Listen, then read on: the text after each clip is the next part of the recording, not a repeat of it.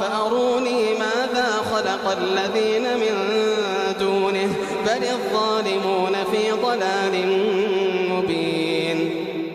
بسم الله والحمد لله والصلاة والسلام على من لا نبي بعده وعلى آله وأصحابه ومن اتبعهم بإحسان إلى يوم الدين.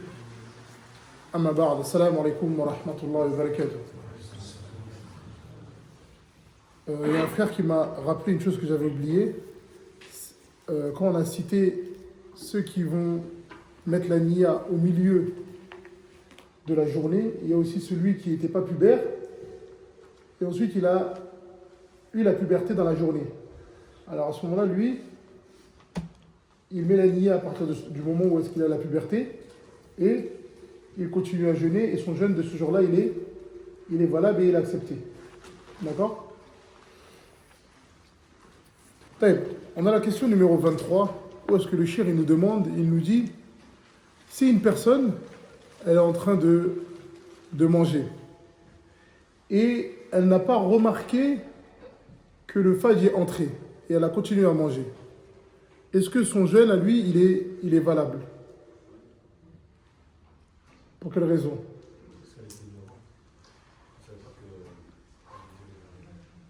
Jamil. Ici, la règle, elle dit quoi? Tout à l'heure, j'ai cité la règle. Baqa ou makane ala makane. Donc, la base, c'est que le fajr, il n'est pas rentré.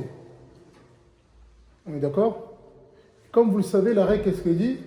La certitude ne se retire qu'avec une autre certitude. Donc ici, la certitude, c'est quoi? C'est que le fajr, il n'est pas rentré. Et pour retirer cette certitude-là, il faut une autre certitude. C'est laquelle? Que le fajr est entré. Lui, il n'avait pas cette certitude-là, donc il a continué à manger. Ensuite, il s'est rendu compte après que, en réalité, c'était rentré. Donc à ce moment-là, lui, il est pardonné parce que il est resté sur la certitude. Mais il y a une chose. Il faut que cette chose-là, elle ait été faite sans qu'il y ait de négligence. D'accord? Faire attention à ça. Il faut que ça ait été fait et qu'il n'y ait pas de négligence. On est d'accord? Donc la personne, elle l'a fait vraiment, elle pensait que ce n'était pas rentré. Vous voyez, une personne, il s'est réveillé en retard, il mange et il n'essaye même pas de regarder l'heure. Non, on ne parle pas de cette personne-là. D'accord?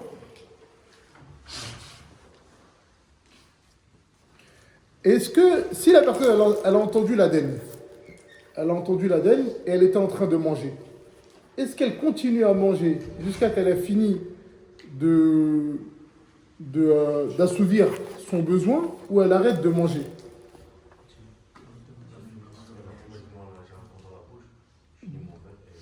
Jamil, il dit qu'on finit de manger ou on finit ce qu'on a si on finit de boire. Qui est d'accord avec lui? Jamil. Moi, j'étais de cet avis-là pendant longtemps. D'accord?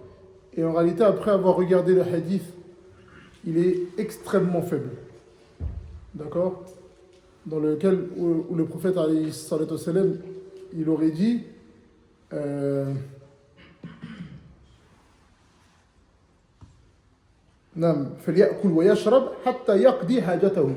D'accord? Donc il boit et mange jusqu'à qu'il a fini de... Il a pris son besoin. D'accord? Mais le hadith, il est faible. Donc regardez, qu'est-ce qu'on fait? On revient sur la base. La base, c'est laquelle? وَكُلُوا وَاشْرَبُوا حَتَّى يَتَبَيَّنَ لَكُمُ الْخَيْطُ الْأَبْيَضُ مِنَ الْخَيْطِ الْأَسْوَدِ مِنَ الْفَجْرِ. Donc vous mangez et vous buvez jusqu'à que le fajr rentre. Dès que le fajr rentre, on doit s'arrêter. Jusqu'à que le fajr rentre. Dès que le fajr rentre, qu'est-ce qu'on fait? On doit s'arrêter. Automatiquement. On est d'accord? Jamais. Non. Celui qui a la nourriture dans sa bouche encore. L'eau. Non, il doit l'avis de Shir en tout cas, il voit qu'il doit le sortir. Il doit le sortir. Pourquoi? Il donne juste après, bon, on va pas y arriver ici, mais qu'est-ce qu'il dit? Il dit si quelqu'un, il a de la nourriture qui est coincée. C'est-à-dire dans sa bouche. Hein, il a mangé, toujours on a de la nourriture qui est coincée, etc. Ensuite, il se rend compte que il a cette nourriture-là bloquée, mais dans la journée. Qu'est-ce qu'il doit faire? Il l'avale. Donc c'est la même chose que celui qui a de la nourriture lorsque l'Aden il a entendu l'Aden. D'accord? Il ressort ce qu'il a dans sa bouche. Et ça c'est pour sortir, encore une fois, de la divergence. D'accord? On sort de la divergence. À nous de nous réveiller tôt et de prendre ce qu'on a besoin, lui venir là. Comme ça au moins on sort de la divergence.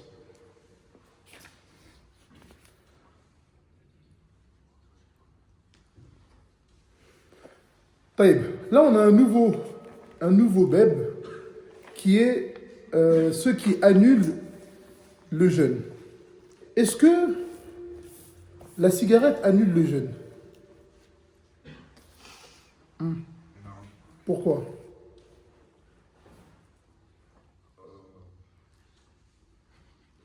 Parce que parmi les hallucinatifs, c'est faire rentrer les choses dans son corps par des orifices comme la bouche. Jamil, donc si j'avale de l'air, mon jeûne il est annulé.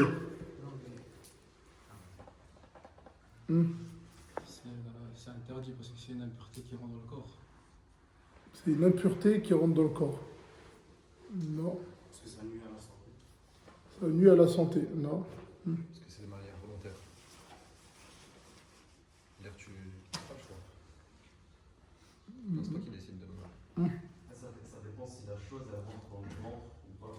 Je pense que la cigarette, même si c'est censé aller dans les poumons, il y a quand même une partie qui va dans le ventre et donc qui peut s'apparenter à quelque chose qui nourrit. Quoi. Presque. C'est quelque chose qui rentre dans les orifices, enfin les orifices, comme la bouche, le nez. Lorsque quelque chose rentre, ça annule le jeûne. Et l'air elle rentre. Le parfum aussi il peut rentrer. Mais Cheikh Mansour Al-Khalifi a fait alerte sur ça. Et que lorsque quelque chose rentre par la bouche ou par le nez, que ce soit de la fumée ou même un tuyau ou de la nourriture, ça annule le jeûne.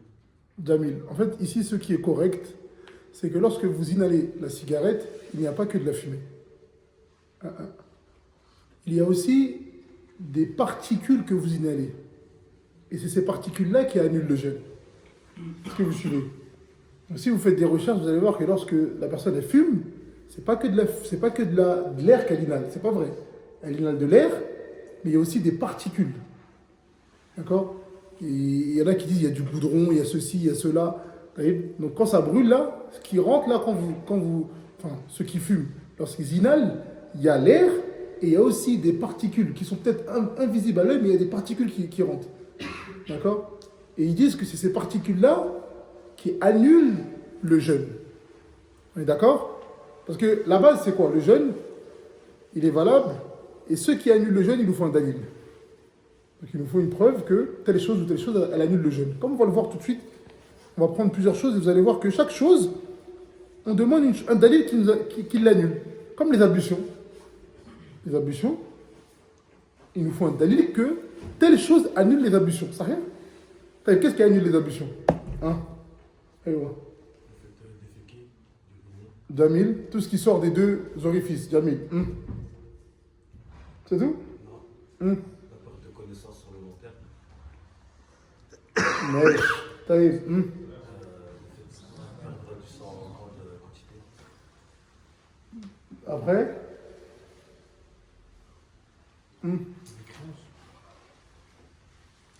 Taïb, ça annule toutes les actions. Taïb, on va te dire oui. Taïb, ensuite.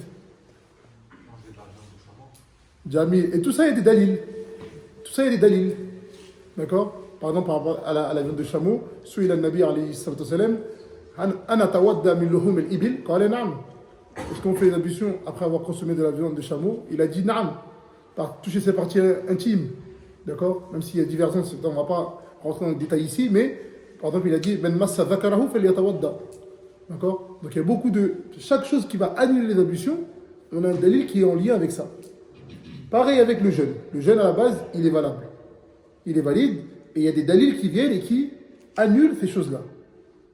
On est d'accord? Enfin, il y a des choses qui annulent et ces choses-là, elles doivent être en lien avec un dalil. On doit avoir une preuve. Taïb, on revient. On a dit par rapport à la cigarette. Taïb, Jamil.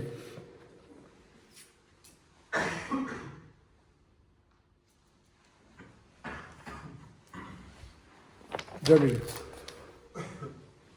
Le vomi, est-ce que ça annule le jeûne? Le cas s'il est involontaire ou volontaire. Jamil. Pareil, on a un dalil. من ذرعه الكي من ذرعه الكي فلا قضاء عليه ومن استسقى فعليه القضاء. Donc celui qui a été surpris par le vomissement, il n'a rien à rattraper. Et celui qui se fait vomir, qu'il rattrape. Alayhi al-qada. D'accord? Donc ici on a un dalil qui est clair. Donc celui qui vomit involontairement, son jeûne il est bon. Et celui qui vomit, on a dit quoi en premier? Celui qui vomit volontairement, son jeûne il est annulé. Celui qui vomit involontairement,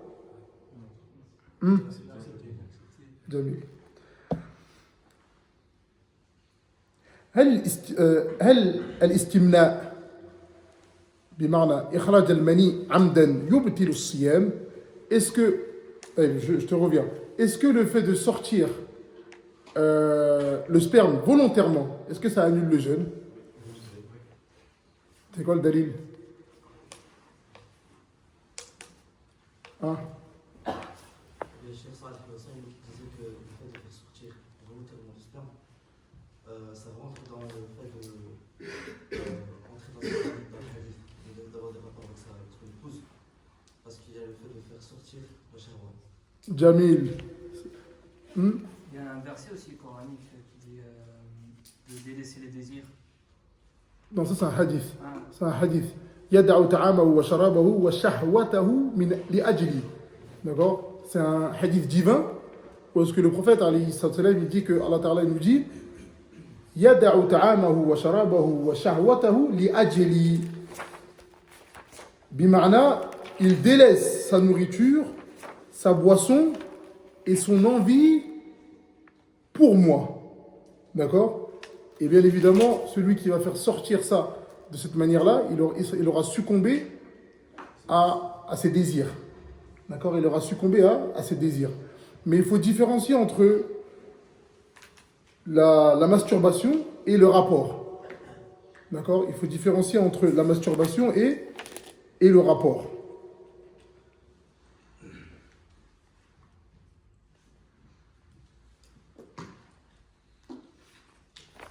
Non. Ensuite, on a une question qui est bien. Pour quelle raison les femmes, elles rattrapent le jeûne lorsqu'elles ont leur menstru? Pour quelle raison elles rattrapent le jeûne et elles ne rattrapent pas les prières?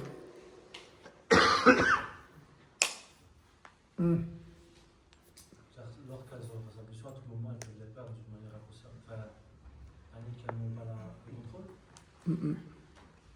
Pourquoi les femmes qui ont leur menstru rattrapent le jeûne une fois qu'elles n'ont plus leur menstru, mais elles ne rattrapent pas les prières?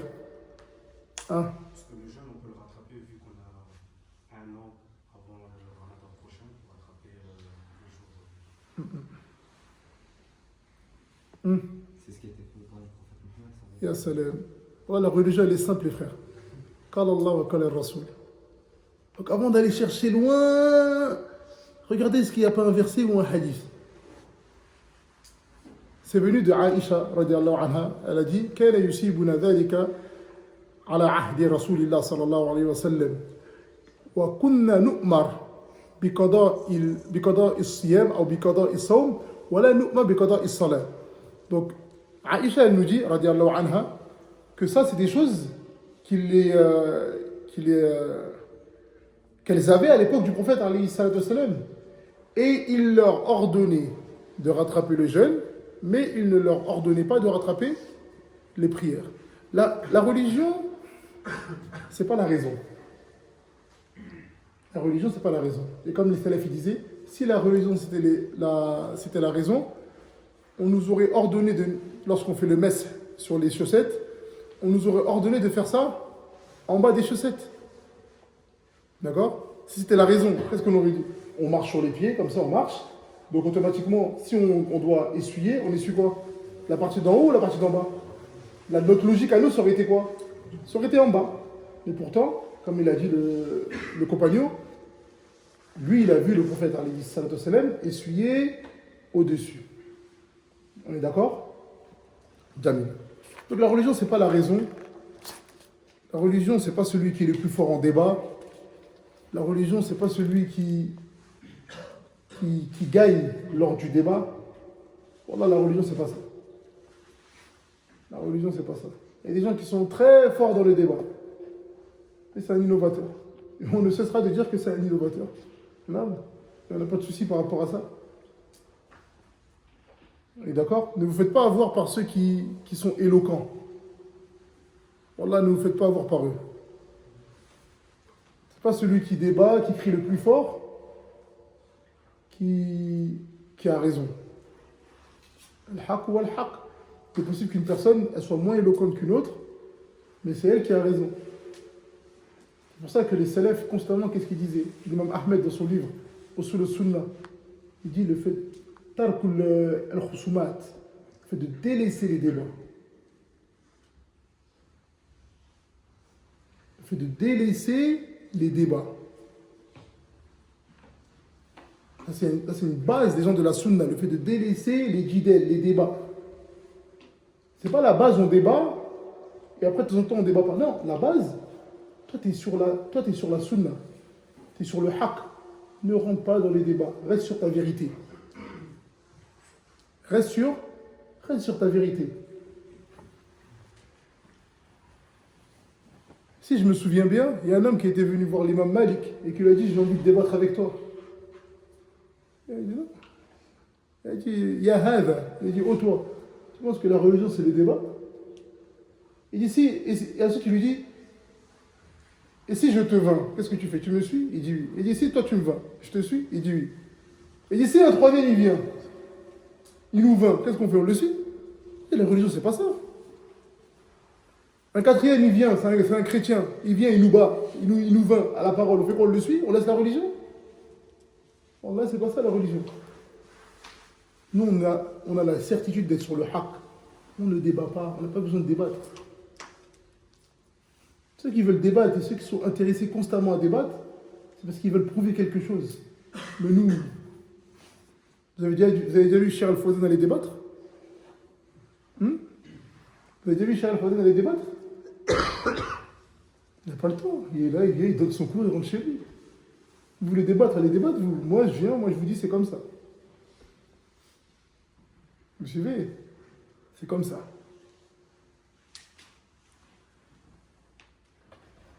Mais aujourd'hui, quand vous voyez les réseaux sociaux, il y a beaucoup de ces gens-là. Il y a même les... comment on appelle ça? Les apostats.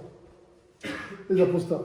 Eux, leur rôle maintenant, c'est de montrer que eux, c'est devenu des apostats. Ils mangent du porc devant les gens. Mange, c'est ton problème. Là, c'est ton problème. Tu vas être jugé et puis après, tu rendras des comptes. C'est ton problème.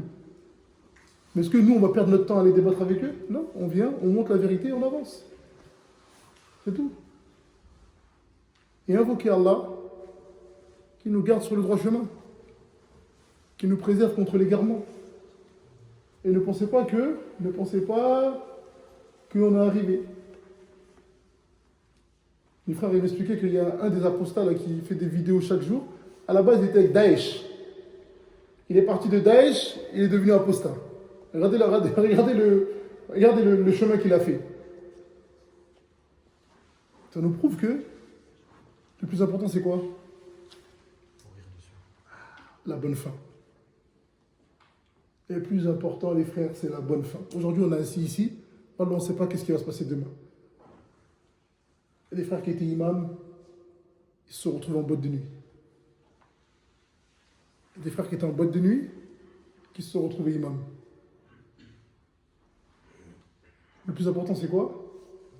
C'est de mourir dessus. Comme Cheikh Al-Bani disait, le plus important, c'est pas d'arriver.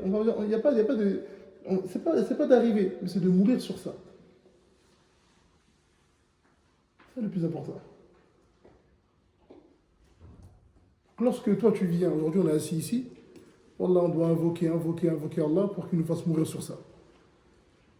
On doit redoubler d'efforts dans les invocations, qu'Allah nous guide, qu'Allah nous préserve, qu'Allah nous préserve nos cœurs.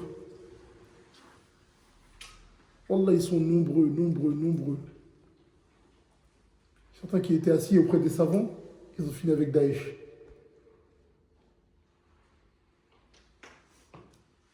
Donc, redoublez d'efforts dans l'invocation. Et ne pensez pas que vous êtes arrivé. Si ce n'est pas Allah, on ne serait pas là aujourd'hui.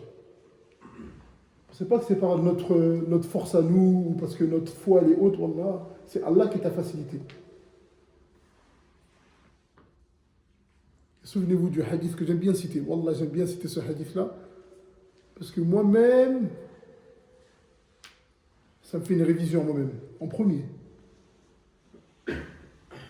Ce hadith-là, Wallah, normalement, on doit constamment le réviser et réfléchir. Comme les savants disent, on est tous médecins de nos propres personnes. Assieds-toi, regarde-toi dans le miroir et fais la révision de ta propre personne. Où est-ce que tu en es par rapport au Fajr? Où est-ce que tu en es par rapport au Fajr? Où est-ce que tu en es par rapport aux prières obligatoires? Où est-ce que tu en es par rapport à la langue arabe? Des personnes qui sont rentrées dans la religion depuis des années, sérieux dans la religion, vous êtes assidus. Où est-ce que vous en êtes par rapport à la langue arabe? Où est-ce que vous en êtes par rapport au Coran? L'année dernière, tu mémorisais combien de versets? Aujourd'hui, tu mémorises combien de versets? Le ramadan d'année, tu mémorisais combien de sourates? Aujourd'hui, tu mémorises combien de sourates? Fais ta révision. Regarde ta personne.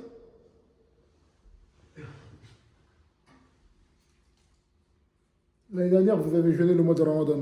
Aujourd'hui, on va bientôt atteindre le mois de Ramadan. Pour nous tous, chacun il a déjà sa date qui est prévue de mort. C'est rien. Il y en a qui peut-être qui vont mourir dans une semaine, d'autres dans un mois, d'autres dans un an, d'autres dans 3 ans. Minimum, qu'est-ce que tu as fait? Tu as perdu 1 an sur ta date. Si tu devais mourir dans 2 ans, il te reste 1 an. Qu'est-ce que tu as prévu pour cette rencontre-là?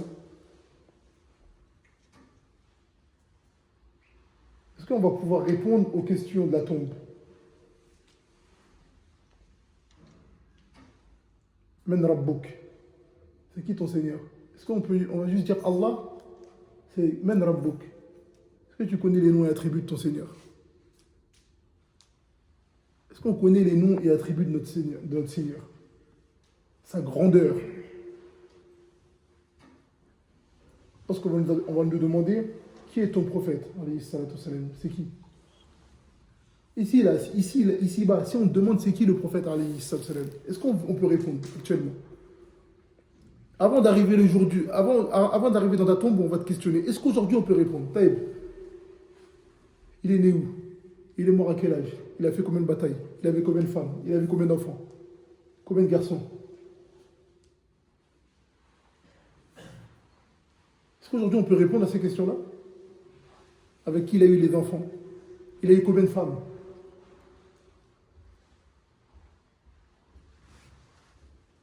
C'est ça qui est la question. Est-ce qu'aujourd'hui on peut dire qui est le prophète? On est vivant. On n'est pas capable aujourd'hui. Est-ce qu'on va être capable le jour du jugement? Le jour lorsqu'on va être dans notre tombe?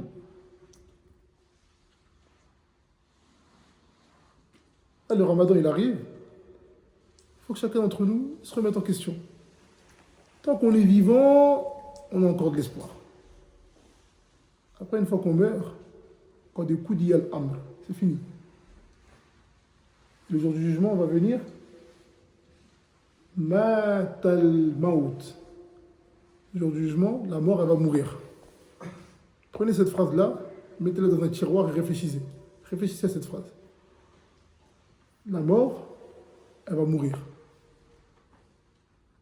Donc là maintenant, on va arriver soit le paradis, soit l'enfer. C'est aujourd'hui qu'il faut œuvrer pour qu'on prenne une direction. C'est pas facile, hein? Wallah, c'est pas facile. La dunya, c'est pas facile. Wallah, c'est pas facile. Les épreuves, la maladie, la pauvreté. Il faut patienter, il faut invoquer Allah, il faut avoir confiance en lui. Il faut toujours se rappeler que notre Seigneur ne va pas nous abandonner. Ça, c'est sûr, ça, c'est une promesse. Donc aujourd'hui, on est dans une situation, on dit Alhamdulillah. Ensuite, on se souvient du hadith parce que le prophète, alayhi salam, il nous dit وَإِنَّ أَحَدَكُمْ لَيَعْمَلْ بِعَمَلِ أَهْلِ الْجَنَّةِ. Et l'un d'entre vous œuvre toute sa vie, comme les gens du paradis. وَإِنَّ أَحَدَكُمْ لَيَعْمَلْ بِعَمَلِ أَهْلِ الْجَنَّةِ حَتَّى مَا يَكُنْ بَيْنَهُ وَبَيْنَهَا إِلَّا ذِرَاعٌ. Jusqu'à qu'entre lui et le paradis, il reste une coudée. Une coudée. Voilà. Il va rentrer. فَيَسْبِكْ عَلَيْهِ الْكِتَابِ. Ce qui lui est écrit le rattrape. À la fin de sa vie, toute sa vie, il a œuvré comme les gens du paradis. Masha'Allah, premier rang. فَيَسْبِكْ عَلَيْهِ الْكِتَابِ فَيَعْمَلْ بِعَمَلِ أَهْلِ النَّارِ فَيَدْخُلُهَا. Et à la fin de sa vie, ce qui lui est écrit le rattrape. À la fin de sa vie. Il a œuvré toute sa vie comme les gens du paradis. À la fin de sa vie, ce qui lui est écrit le rattrape. Il œuvre comme les gens de l'enfer et il y entre. Demande à Allah Ta'ala de faire qu'on ne soit pas parmi ceux-là. فَإِنَّ أَحَدَكُمْ لَيَعْمَلْ بِعَمَلِ أَهْلِ النَّارِ. Et l'un d'entre vous, toute sa vie, il œuvre comme qui? Comme les gens de l'enfer. C'est un pervers, il boit de l'alcool, il fournique. Lorsque nous on le voit, on dit il est égaré celui-là. Qu'Allah le guide. Peut-être qu'une de tes du'as a été acceptée. Toute sa vie, il a vécu comme les gens de l'enfer. Il a tout fait. Et à la fin de sa vie, ce qui lui est écrit le rattrape. À la fin, tout le monde le voit périr. À la fin, il commence à œuvrer comme les gens du paradis. Et il y entre. Ce hadith-là, on le met à côté d'un autre hadith. Parce que le prophète, alayhi salatu wassalam, il nous parle d'un homme qui a tué 99 personnes.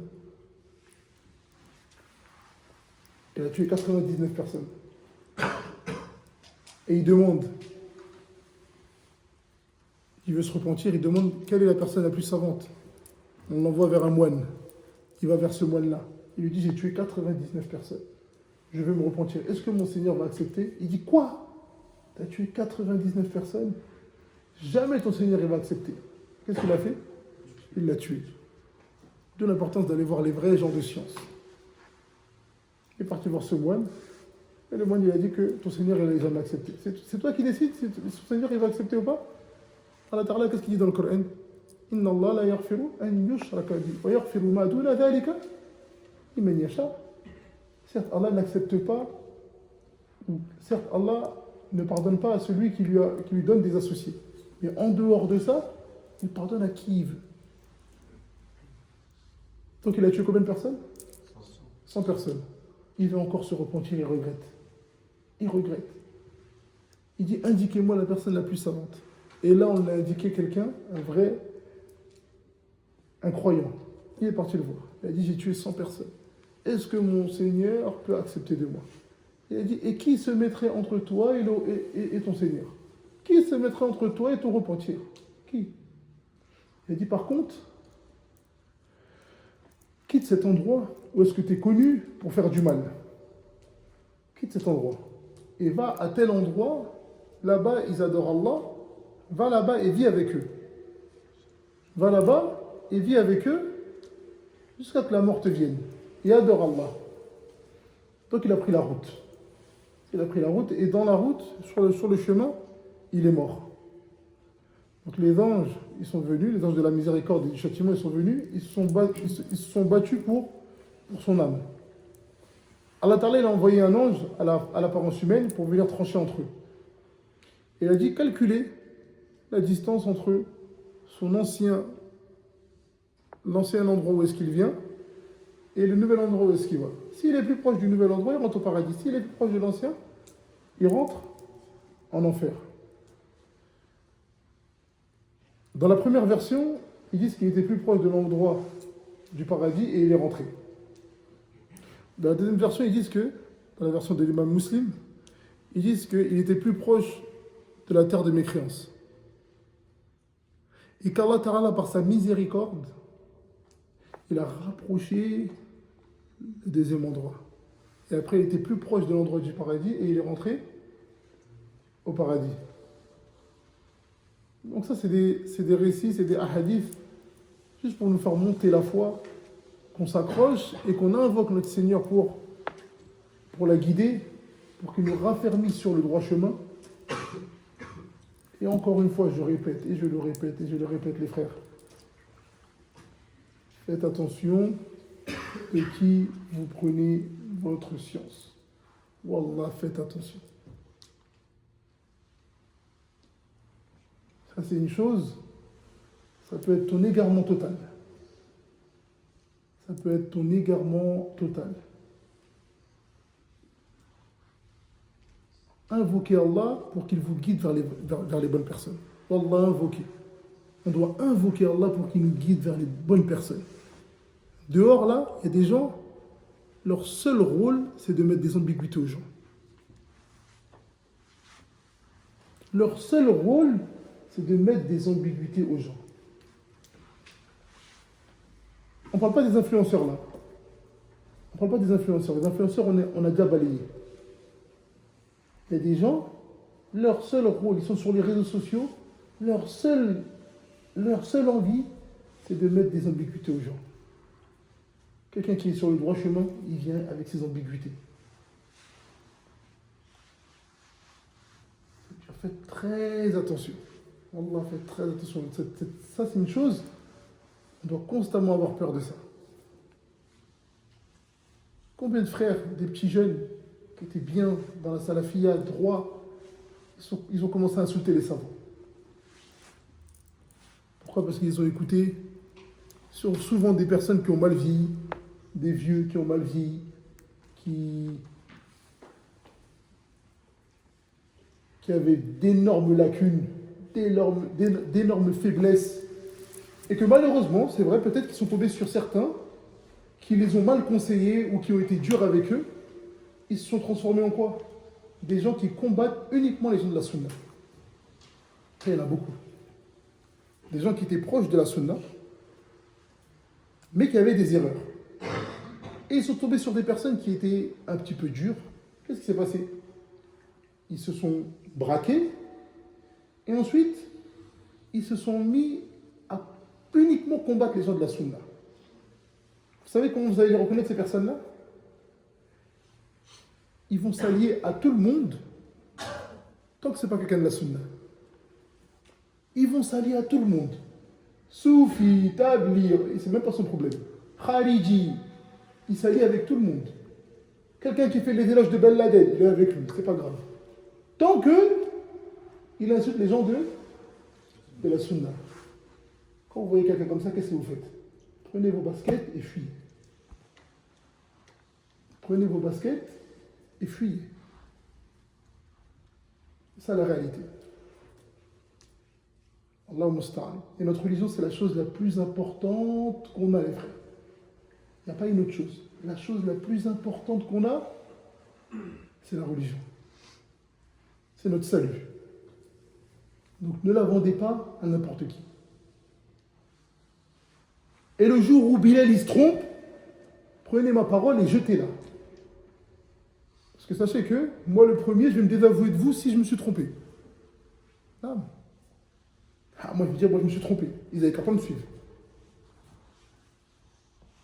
C'est comme ça, la religion, c'est pas j'aime un tel ou j'aime un tel. La religion, c'est Qala Allah wa Qala Rasoul. Même les frères qui m'apprécient, Bilal il s'est trompé. Dites Bilal il s'est trompé. Qu'Allah lui pardonne. Point. Vous ne suivez pas Bilal et pas un autre. Pas plus ignorant que Bilal et pas plus savant que Bilal. Et c'est comme ça que nous, on se comporte avec nos savants. Parmi les savants que j'aime le plus, Shir Suleiman al-Ruhaili. Mais le jour où Shir, moi je vois qu'il s'est trompé. Wallah, je dis Shir, il s'est trompé. Et je ne le suis pas. Et c'est comme ça qu'eux, ils nous ont éduqués. C'est comme ça qu'eux, ils nous ont éduqués. Tout en respectant en ayant des bonnes paroles envers lui, en invoquant pour lui, mais je dis que le shir s'est trompé sur ce sujet-là. C'est comme ça. Quand vous voyez quelqu'un qui, lorsqu'un savant se trompe, il l'insulte, fuyez-le aussi. On parle des savants de la sunna, on parle pas des savants de l'égarement. Allah ou Musta'an, les frères, on demande à Allah Ta'ala de nous guider vers le droit chemin. Il y a le frère du directeur de la mosquée qui est malade, donc ne l'oubliez pas dans vos du'as. On demande à Allah Ta'ala de le guérir et d'accorder la guérison à l'ensemble des musulmans. Allahu Musta'an, ça a été rapide, mais bon, en espérant que ça a été profitable, on demande à Allah Ta'ala de faire qu'on ait été sincère dans cette assise-là, de nous donner la récompense. Allahu Ta'ala a'la wa a'lam, wa sallallahu ala nabiyyina Muhammad wa ala alihi wa ashabihi ajma'in. On demande à Allah Ta'ala d'accepter de nous. Jazakumullahu khairan, assalamu alaikum wa rahmatullahi wa barakatuh.